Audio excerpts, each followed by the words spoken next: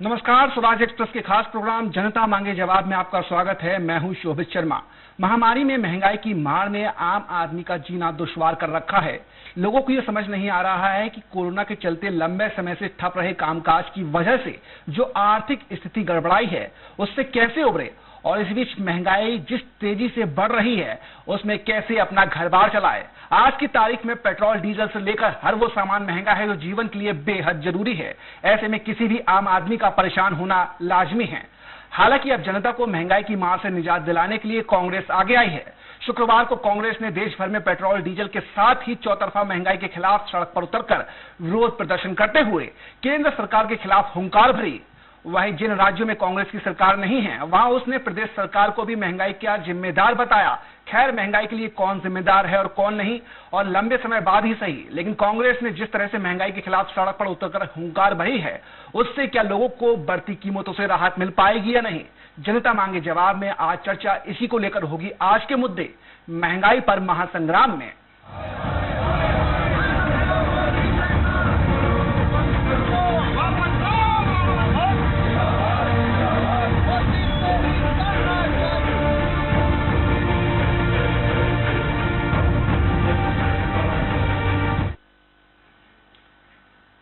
तो देश भर में पेट्रोल और डीजल के दाम लगातार बढ़ते ही चले जा रहे हैं। मध्य प्रदेश में ये पहले ही 100 रुपए के पार जा चुका है, तो छत्तीसगढ़ में ये शतक लगाने के बेहद करीब है। यही स्थिति डीजल की भी है। उधर रोजमर्रा में उपयोग होने वाले तमाम सामान भी काफी महंगे हैं, जिसके चलते आम आदमी का बजट पूरी तरह से गड़बड़ाया हुआ है। हालांकि महंगाई के मुद्दे पर देश की प्रमुख विपक्षी पार्टी यानी कि कांग्रेस केंद्र की मोदी सरकार को लगातार सवालों के कटघरे में खड़ा कर रही है। और शुक्रवार को कांग्रेस ने पूरे देश में बढ़ती महंगाई और पेट्रोल डीजल के आसमान छूते हुए दामों को लेकर प्रदर्शन भी किया। अब यह प्रदर्शन कितना दमदार रहा और कांग्रेस ने सड़क पर उतरकर जो हुंकार भरी है उससे क्या जनता को वाकई महंगाई नाम की जो महामारी है उससे निजात मिल पाएगी या नहीं, इसे लेकर चर्चा शुरू करें। उसके पहले मध्य प्रदेश और छत्तीसगढ़ में कांग्रेस का हल्ला बोल कैसा रहा और इस पर बीजेपी ने क्या कुछ कहा, उससे जुड़ी एक रिपोर्ट देख लेते हैं। महंगाई पर महासंग्राम की शुरुआत। देश भर में कांग्रेस का हल्ला बोल।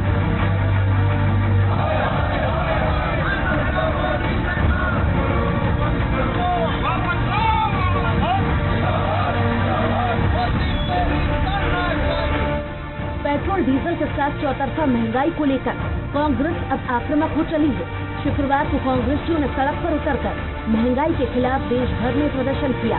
मध्य प्रदेश और छत्तीसगढ़ की बात करें तो इन दोनों ही राज्यों में कांग्रेस ने केंद्र सरकार के खिलाफ जमकर हुंकार भरी।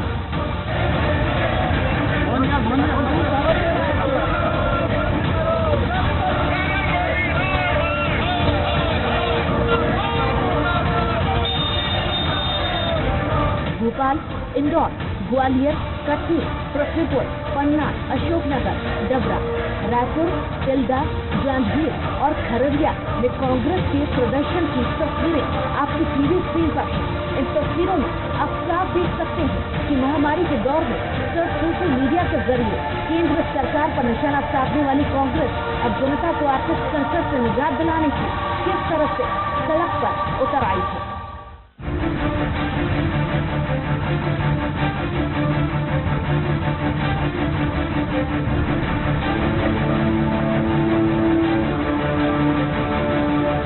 कांग्रेस के हल्ला बोल में पार्टी के तमाम छोटे बड़े नेता और कार्यकर्ताओं के साथ ही दिग्गज भी शामिल रहे।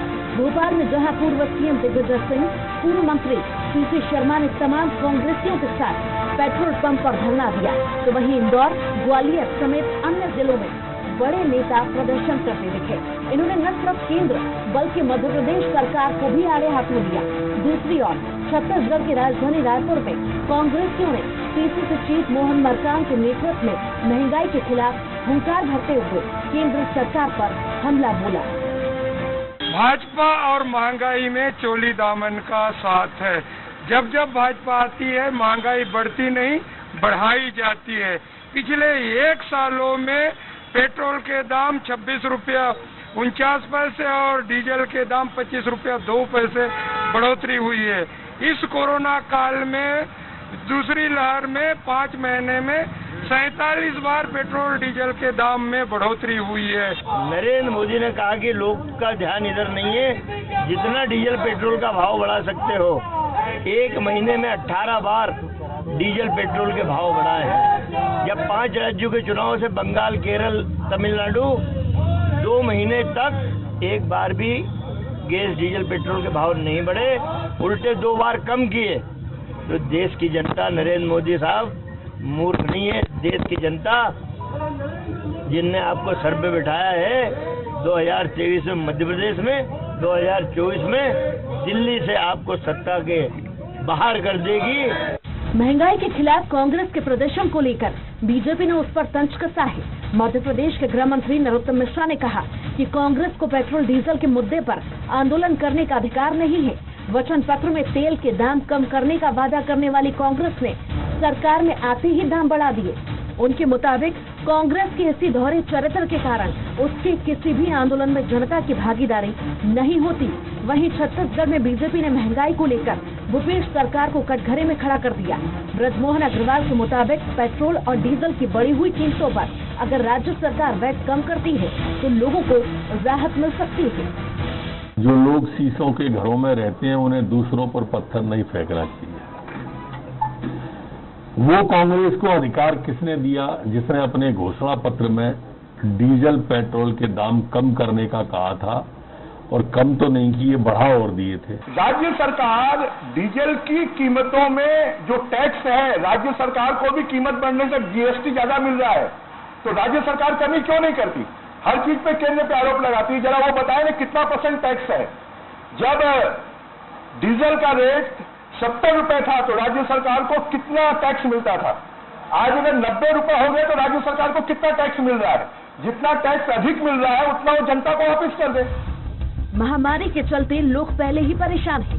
ऊपर से महंगाई की बेतहाशा मार ने आम आदमी का बजट पूरी तरफ से बिगाड़ कर रख दिया है। खैर, इन सब के बीच अब देखना यह है कि पेट्रोल डीजल के साथ महंगाई की चौतरफा मार के खिलाफ कांग्रेस के देशव्यापी प्रदर्शन से क्या आम आदमी को बढ़ती कीमतों से राहत मिल पाएगी। साथ ही एक बड़ा सवाल ये भी है कि महंगाई पर काबू पाने में केंद्र अगर नाकाम है तो राज्य सरकारें राहत दिलाने के लिए कोई कारगर कदम क्यों नहीं उठा रही। जनता इसका जवाब जानना चाहती है। Bureau report, Swaraj express. तो महंगाई पर अब जो संग्राम शुरू हुआ है उस पर पहले छत्तीसगढ़ के परिदृश्य में चर्चा करते हैं, जिसके लिए हमारे साथ रायपुर से जुड़ गए हैं कांग्रेस प्रवक्ता घनश्याम राजू तिवारी जी। घनश्याम जी, आपका स्वागत है। बीजेपी प्रवक्ता अमित चिमनानी जी हैं। अमित जी, आपका भी बहुत स्वागत है। स्वराज एक्सप्रेस छत्तीसगढ़ के संपादक संजय उपाध्याय जी भी हमारे साथ है। उपाध्याय जी, आपका भी बहुत स्वागत है। साथ ही स्टूडियो में हमारे साथ मौजूद है वरिष्ठ पत्रकार आशीष दुबे जी। आशीष जी, आपका भी बहुत स्वागत है।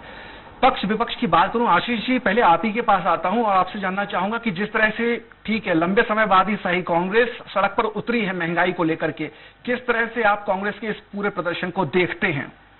देखिए, जहां तक कांग्रेस की बात है, पूरे देश की बात करें या इन 2 राज्यों की भी करें, तो कांग्रेस के लिए एक अच्छी चीज है कि कार्यकर्ताओं को चार्ज करने के लिए इस तरह की गतिविधियां जरूरी हैं। और खासतौर पर पेट्रोल और महंगाई का जो मुद्दा है, ये देश का सबसे बड़ा मुद्दा है और हर आम आदमी को परेशान किए हुए। लेकिन देखिए, इसमें कांग्रेस को इस तरह से, अगर हम सिर्फ कांग्रेस के संदर्भ में बात करें तो इस तरह का 1-2 प्रदर्शन से कांग्रेस की स्थिति में सुधार नहीं होता। कांग्रेस को इस तरह की चीजों में कंटिन्यूटी रखना पड़ेगी ताकि जनता से उसका जुड़ाव बना रहे। जनता से जुड़ाव के मामले में मध्य प्रदेश में तो कांग्रेस के पास लगभग 100 सीटें हैं। छत्तीसगढ़ में सरकार है, 100 विधायक है मध्य प्रदेश में। छत्तीसगढ़ में सरकार है, कुछ राज्यों में सरकार है। लेकिन जहां पर कांग्रेस का कोई संगठन, सरकार नहीं है, वहां पर संगठन बहुत बुरी स्थितियों में है। तो वहां पर जिस तरह का एक मोमेंटम बनाने की जरूरत है, उसमें कांग्रेस का ये कदम ठीक है।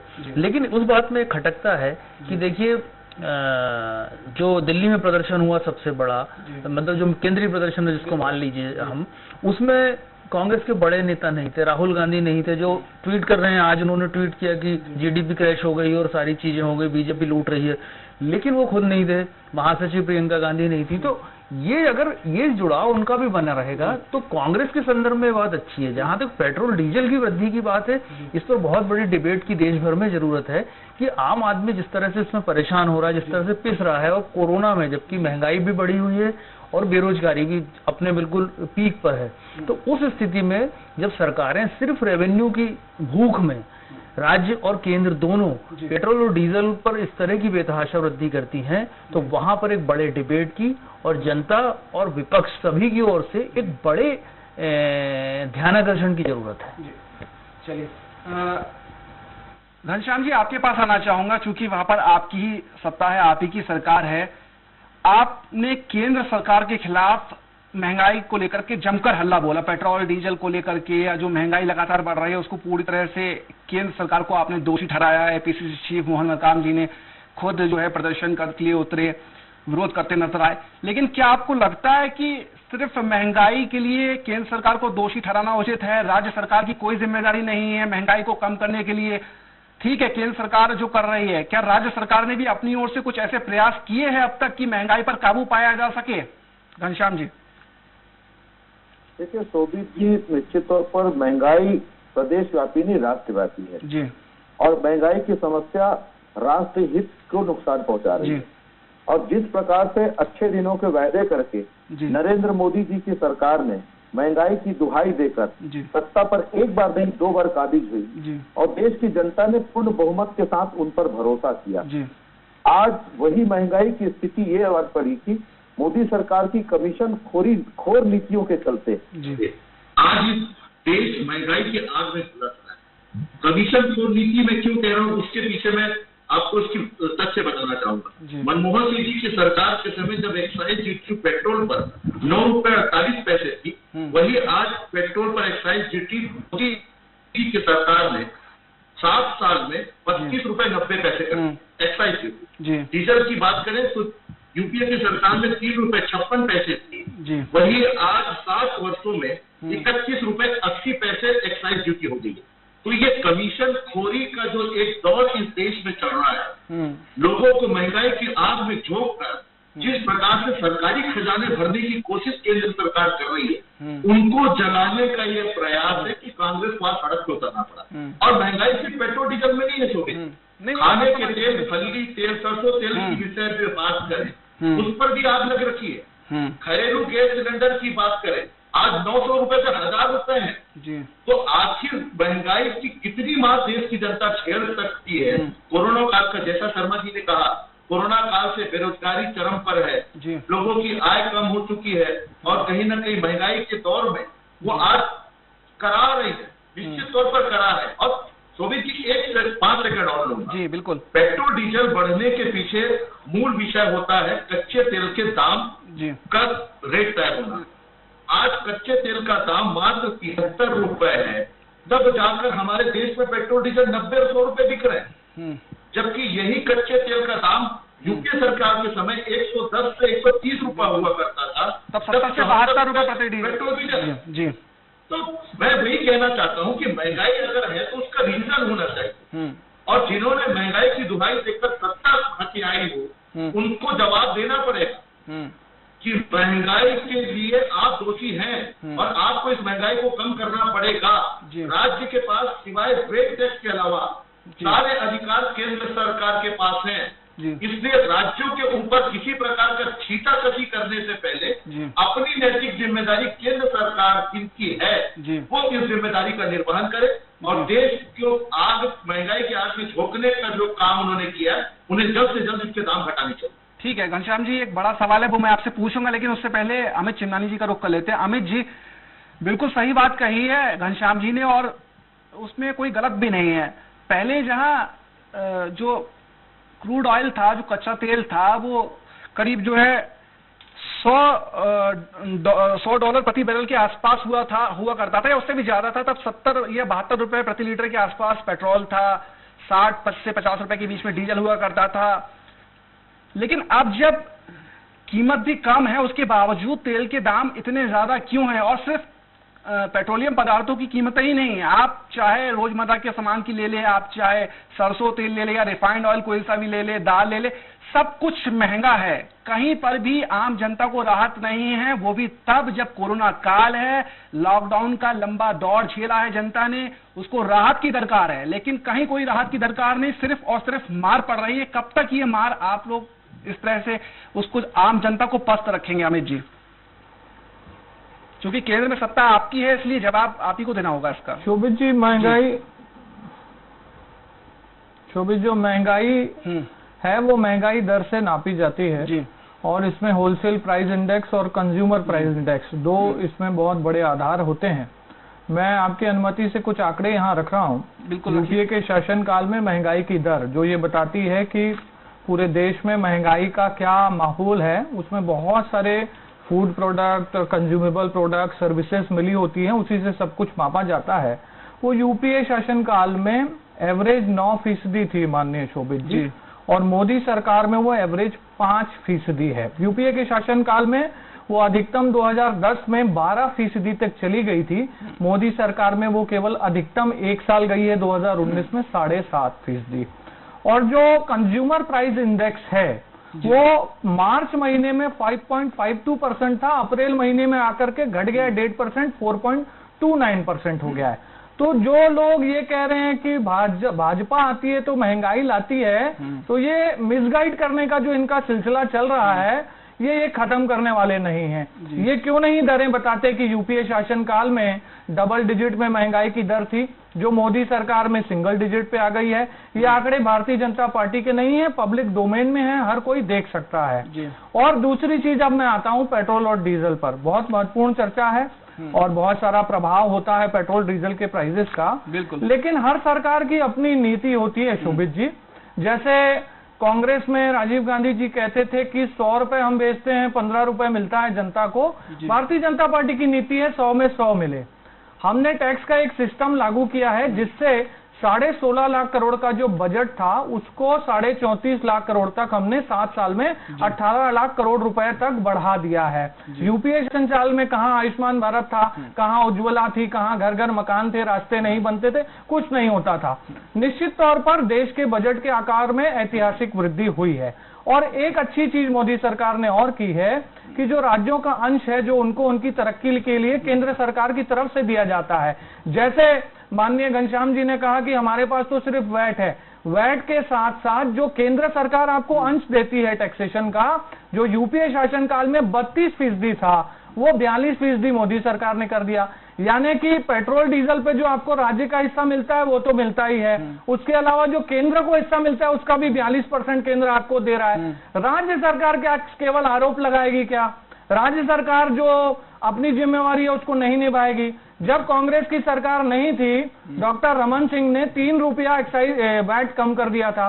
ये सरकार आई और पेट्रोल डीजल पर 3 रुपए की छूट वापस ले ली, पेट्रोल डीजल 3 रुपए महंगा हो गया। तो उसमें राहत देने की बात तो अलग है, पुरानी छूट भी अगर ये लोग कायम कर देते हैं तो जनता का कुछ भला हो जाए। मैं कहता हूं राजनीति करना केवल मुद्दे उछालना नहीं है, तर्कसंगत तार्किक बात करें और मिलजुल करके क्या हो सकता है राज्य अपनी जिम्मेवारी निभाए। और केंद्र ने तो महंगाई की दर को कंट्रोल में रखा है और आगे भी कैसे कंट्रोल में रहे। महंगाई दर ठीक है, आम जनता चिमनानी साहब ये नहीं समझती कि ठीक है महंगाई दर क्या है, उसको तो ये समझ में आता है कि वो जो सरसों का तेल 120 रुपए 130 रुपए प्रति लीटर में ले रहा था वो अब 200 रुपए है। रिफाइंड ऑयल जो पहले वो लेता था 100 रुपए 120 रुपए में, वो भी अब 200 रुपए है। हर सामान महंगा हो गया है।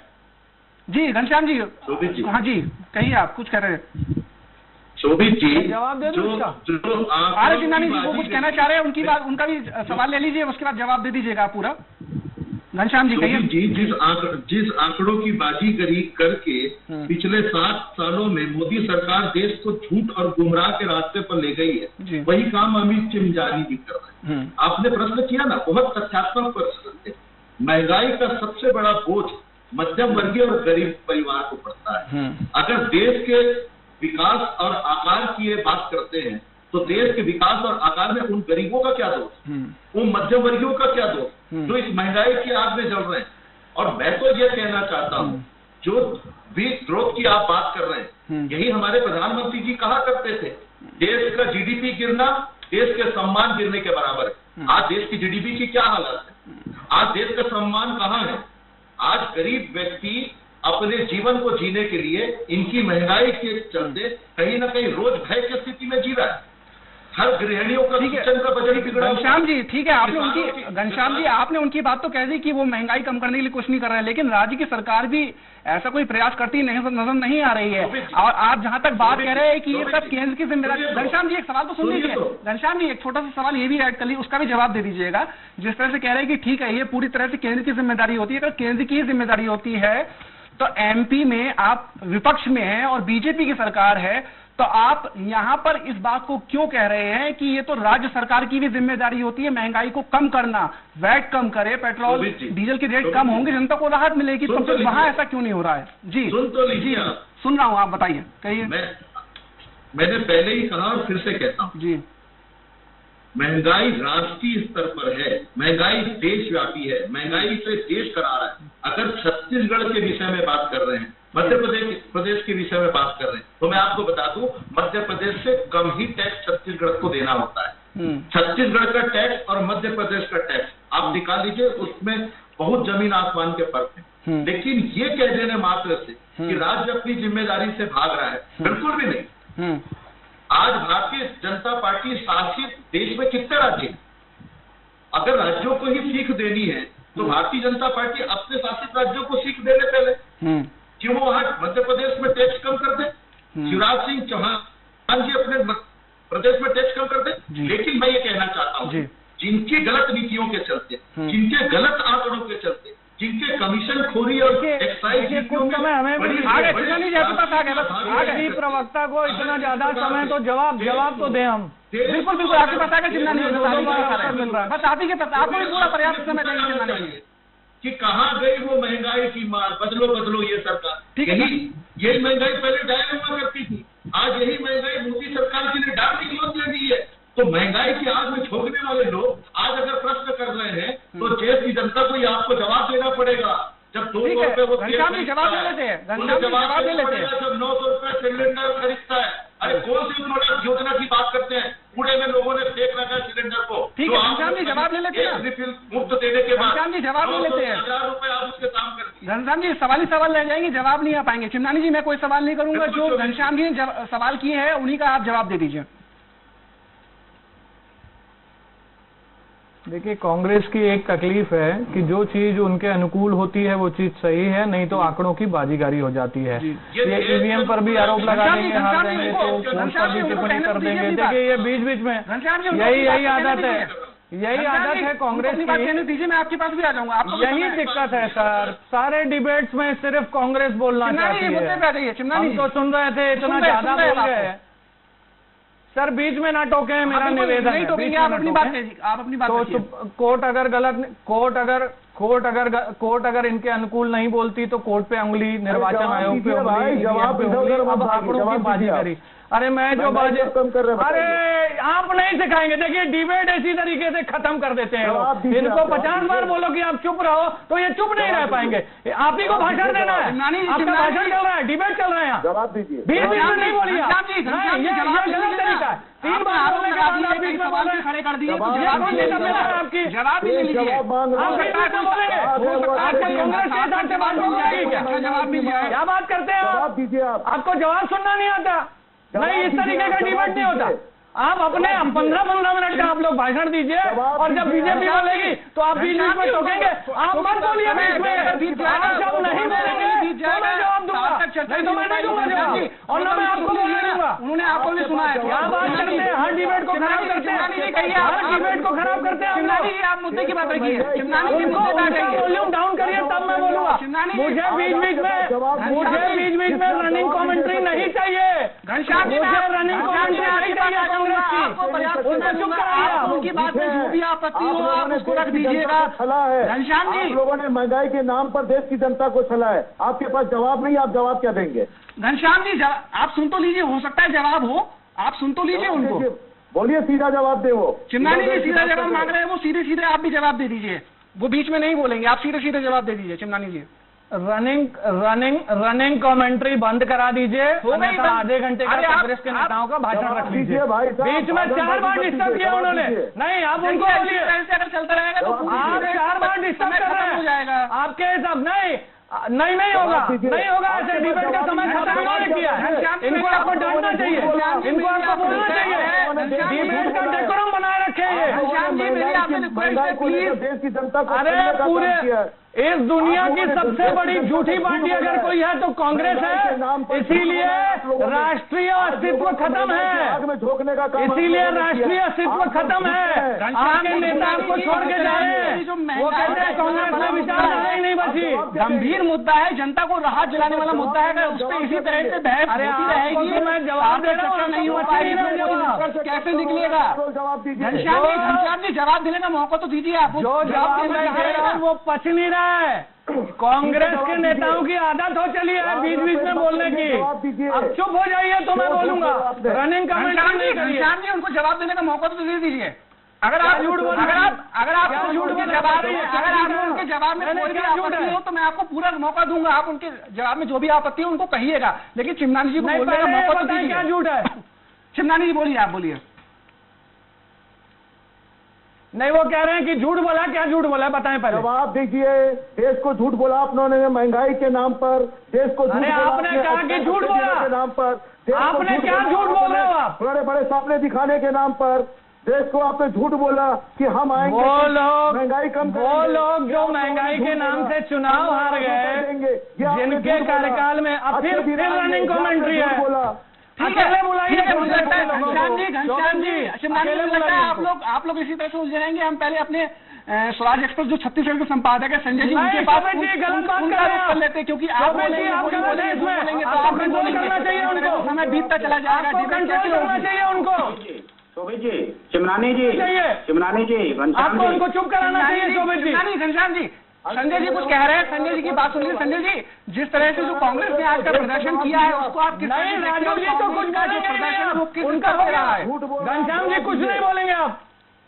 घनश्याम जी रनिंग कमेंट्री में चलेगी, डिबेट में भाषण नहीं चलेगा। तो आपने देश को झूठ बोला है, आप जवाब दीजिए सीधे। अरे आप जवाब देने का मौका तो दीजिए घनश्याम जी। हम तो आंकड़े रख रहे हैं। घनश्याम जी जवाब देने का मौका तो दीजिए। आप तो सुनने को तैयार नहीं है। घनश्याम जी प्लीज, बहुत समय कम बचा हुआ है। घनश्याम जी बहुत समय कम बचा हुआ है, इसी तरह से बहस बच जाएगी, मुद्दे की बात नहीं हो पाएगी। खुले आम झूठ बोलते रहते हैं आप लोग। चिमनानी जी मेरे सवाल का जवाब दे दीजिए। ठीक है, जिस तरह से जो महंगाई है, देना चाहता हूँ, जिस तरह से जो महंगाई है, केंद्र सरकार उसको लेकर के क्या कुछ खास कर रही है, और क्या लगता है कि राज्य सरकार इस तरह से अगर कुछ प्रयास करेगी तो महंगाई भी कम होगी, राज्य सरकार के सहयोग से भी और केंद्र सरकार के सहयोग से भी। लेकिन अभी वो सहयोग नहीं हो रहा है, जनता पर बाहर महंगाई का बढ़ता चला जा रहा है। इसको लेकर के बीजेपी का क्या स्टैंड है, और जो विपक्ष वो जो कांग्रेस कह रही है उसको आप किस तरह से देखते हैं? बहुत संक्षेप में जवाब दीजिएगा सर। माननीय शोभित जी, पूरे देश की अर्थव्यवस्थाएं ठप हैं। कोरोना काल ने सब कुछ बर्बाद किया है। उसके बावजूद भी मैंने आपको कंज्यूमर प्राइस इंडेक्स बताया, भारत देश का और अन्य देशों का आप कंपेयर कर लीजिए, जो मार्च की अपेक्षा अप्रैल में कम हुआ है। ये आंकड़े मैं जो बोल रहा हूं इसको आप लोग अपने चैनल से वेरीफाई कर लीजिए सर। तो आंकड़े ये बता रहे हैं कि भारतीय जनता पार्टी इस दिशा में काम कर रही है। राज्यों का सहयोग मिलना चाहिए। राजनीति और झूठ बंद करके जनता के हित की कांग्रेस बात करे तो अस्तित्व थोड़ा बचेगा, नहीं तो ऐसे ही डिबेट में चिल्लाते रहेंगे। ठीक है, मैं आप दोनों से बात आऊंगा। संजय जी मैं आपके पास रुक करना चाहूंगा। 30,000 करोड़। घनश्याम जी ठीक है, पक्ष विपक्ष की बात हो रही है। 30,000 करोड़ रुपए से घनश्याम जी फिर बोलने लगे। घनश्याम जी मैं आऊंगा आपके पास। घनश्याम जी मैं आपके पास आऊंगा। संजय जी का रुख कर लेते हैं। संजय जी, जिस तरह से कांग्रेस का ये प्रदर्शन रहा है उसको किस तरह से देखते हैं, और आपको क्या लगता है कि एक आध प्रदर्शन करने से क्या वाकई जनता को महंगाई से राहत मिल जाएगी? देखिए शोभित जी, मैं ये अभी चाहता हूं कि मैं इस विषय पे कहूंगा, लेकिन देखिए कुल मिला के बात ये है कि बड़ा संवेदनशील मुद्दा है। सीधे सीधे देश के, प्रदेश के गरीब और मध्यम वर्ग से जुड़ा हुआ मुद्दा है। तो इस मसले पर बात पूरी संवेदना के साथ और पूरी गंभीरता के साथ होनी चाहिए। और मैं अपना समय प्रवक्ताओं को देता हूँ, वो जो कहना चाहते हैं कहने, लेकिन बात तो स्पष्ट हो, बात तो साफ हो, बात क्या है। लेकिन बार बार यही देखने को मिलता था, बार बार यही होता था कि महंगाई ये जो मुद्दा है पता नहीं ये कब खत्म होगा, पता नहीं कब ऐसा समय आएगा कि इस पर बहस नहीं होगी।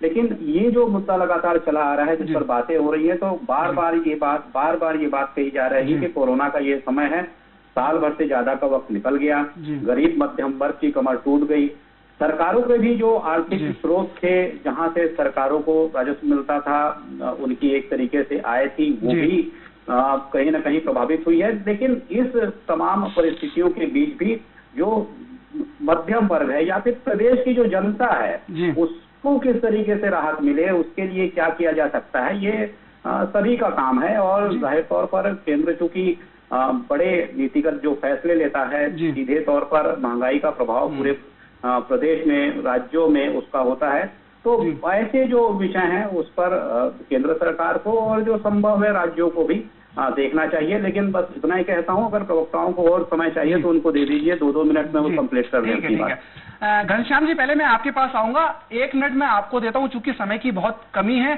चिमनानी जी, आपसे निवेदन है, आपके पास भी आऊंगा, लेकिन पहले 1 मिनट जो है घनश्याम जी को दे देता हूं। घनश्याम जी, आप जो बात कहना चाहते हैं, लेकिन मुद्दे की बात और ऐसी बात कहिए जिससे लगे जनता को हाँ ये उनके मतलब की बात है और उनकी राहत दिलाने वाली उनके लिए बात हो रही है। घनश्याम जी, पहले आपकी बारी है, 1 मिनट आपके लिए पहला। शोभित जी, एक बात बहुत स्पष्ट है, वर्तमान में महंगाई के कोई ऐसे कारण नहीं है जिसे देश की जनता को महंगाई की आग में झोंका गया है। चाहे वो क्रूड ऑयल के दाम के विषय की बात करें, खाद्य तेल के विषय की बात करें, या घरेलू गैस सिलेंडर के बढ़ते दामों के विषय में बात करें। कोरोना काल से आर्थिक तंगी की स्थिति पूरे देश में है, राज्य भी उससे अछूता नहीं है, लेकिन बावजूद इसके 20,000 करोड़ रुपए से सेंट्रल विस्टा में मोदी महल की क्या आवश्यकता है, ये भी गरीब आज देश का जानना चाहता है, मध्यम वर्गीय देश का जानना चाहता है। इसका जवाब मोदी सरकार को और समस्त भारतीय जनता पार्टी को देना पड़ेगा। जब संकट की स्थिति है तो 20,000 करोड़ रुपए में मोदी महल की क्या आवश्यकता है। ठीक है, मैं जवाब ले लेता हूं, आप थोड़ा शांत रहिएगा, वो अपना पूरा जवाब दे देंगे। आपने अपना पूरा समय लिया है। चिमनानी जी, आपके पास 1 मिनट है, जो उन्होंने सवाल किया अगर आप जवाब देना चाहते हैं उसको दीजिए, और कोई और बड़ी बात कहना चाहते हैं जो जनता को राहत पहुंचाने वाली हो उसको रखना चाहते हैं तो उसको रखें। अमित जी, देखिए, कांग्रेस एक बहुत ही कमजोर विपक्ष की भूमिका में है जो केवल झूठ बोलती है। मोदी जी का कोई महल 20,000 करोड़ का नहीं बन रहा है। सेंट्रल विस्टा प्रोजेक्ट जो है वो संसद भवन का है जिसमें पूरे देश के सांसद बैठेंगे। अब जो लोग झूठ बोलते हैं उनको हम लोग क्या जवाब देंगे? जो समझना चाहता है वो समझेगा, जो नहीं समझना चाहता वो नहीं समझेगा। फिर भी मैं अपनी तरफ से, भारतीय जनता पार्टी की तरफ से ये कह रहा हूं कि यूपीए के शासनकाल के इन्फ्लेशन के रेट और दरें, बजट के आकार, योजनाएं, ये सब मिला ली जाएं, और इस भयंकर कोरोना काल के बावजूद भी जिस प्रकार की प्रतिबद्धता के साथ मोदी सरकार काम कर रही है, हम कंज्यूमर प्राइस इंडेक्स को कंट्रोल में ले आए हैं, इन्फ्लेशन रेट भी हमारा कंट्रोल में है, आगे और क्या राहत मिल सकती है उसके लिए भी प्रतिबद्धता है। लेकिन सरकार, कांग्रेस की पार्टी को चाहिए कि झूठ से बाहर निकले, लोगों में भ्रम न फैलाए, तथ्यों पर बात करे और जवाबों को सुने भी सही, केवल खुद न बोले। ठीक है, चलिए, तो चूंकि समय की कमी है इसलिए आप लोगों से माफी चाहूंगा, डिबेट को आगे और नहीं बढ़ा सकता हूं। घनश्याम जी, आप हमारे चर्चा में जो, आपका बहुत बहुत धन्यवाद। अमित जी, आपका बहुत बहुत धन्यवाद, और संजय सर आपका भी धन्यवाद, और आपने जो अपना समय पक्ष विपक्ष को दिया उसके लिए और भी ज्यादा आपका बहुत बहुत धन्यवाद। आशीष जी, आप बने रहिए, अगली डिबेट जो मध्य प्रदेश की है उसमें आपसे फिर से एक बार रूबरू होंगे। तो जिस तरह से छत्तीसगढ़ की जो चर्चा हुई है वो कहीं ना कहीं राजनीतिक वार पलटवार में उलझी रही है। कहीं से भी महंगाई को लेकर के मुझे नहीं लगा कि बीजेपी या कांग्रेस बहुत ज्यादा गंभीर हो। हाँ, राजनीति इस पर बहुत गंभीरता के साथ करते हैं और अभी भी हुई है, लेकिन जिस तरह से वाकई में महंगाई बढ़ रही है, केंद्र सरकार ठीक है, माना कि वो विफल हो रही है, कामयाब नहीं हो रही है, कई ऐसी चीजें हो सकती है जिसके चलते महंगाई कम नहीं हो पा रही, लेकिन कहीं ना कहीं राज्य सरकार की भी जिम्मेदारी बनती है कि वो महंगाई की मार से जनता को निजात दिलाए जो अब तक नहीं मिलती दिख रही है।